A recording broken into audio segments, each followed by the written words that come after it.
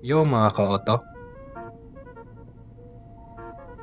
balik tayo sa ADV 160 pagkatapos ng isang taon ng paggagamit, daily commute, out-of-town trips, at konting light off-road. Ano na ang nararamdaman namin after 12 months? At ano ang tips para mapanatili ang peak performance nito? Tara, let's go!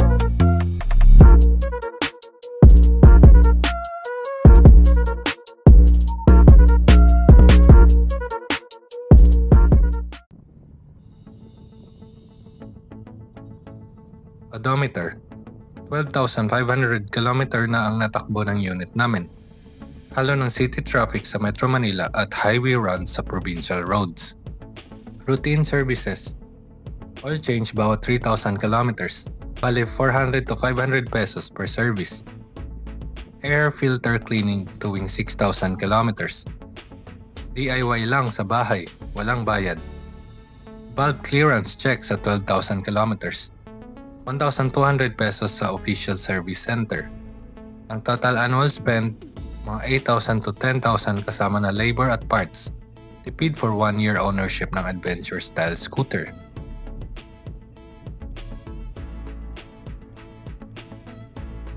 Engine and fuel efficiency.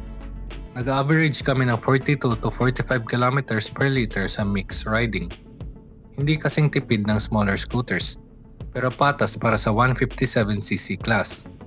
Wala pang naging major issues sa engine, smooth at walang tunog na hindi dapat marinig. Brakes and suspension. ABS at HSTC effective pa rin kahit tumatagal. Front forks at rear shocks hindi bumigay.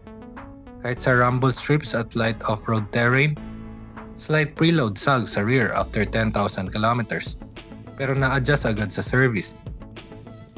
Battery life. Original battery tumagal ng 11 months bago nagpapa low battery warning.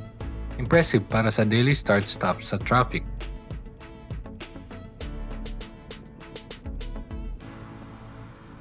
Tire wear. OEM tires. Halos 8,000 kilometers life. After noon, nag-switch kami sa Michelin City Grip 2 para mas matagal at mas wet grippy. Plastic panels. Madaling magasgas ang matte finishes. Apply ceramic coating o regular na plastic restorer para hindi agad kupas. Smart Key Fob. Kailangan ng bagong battery tuwing 10 months. CR2032 lang. DIY replacement cost less than 150 pesos.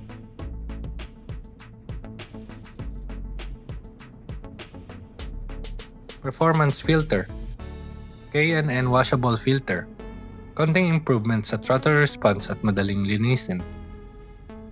Crush bars and frame sliders. Proteksyon sa eskinita mishaps.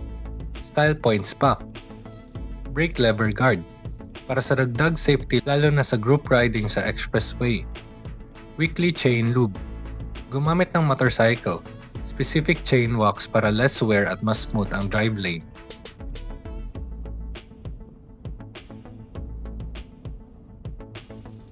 After 1 year, solid ang ADV 160 sa reliability at practical na performance.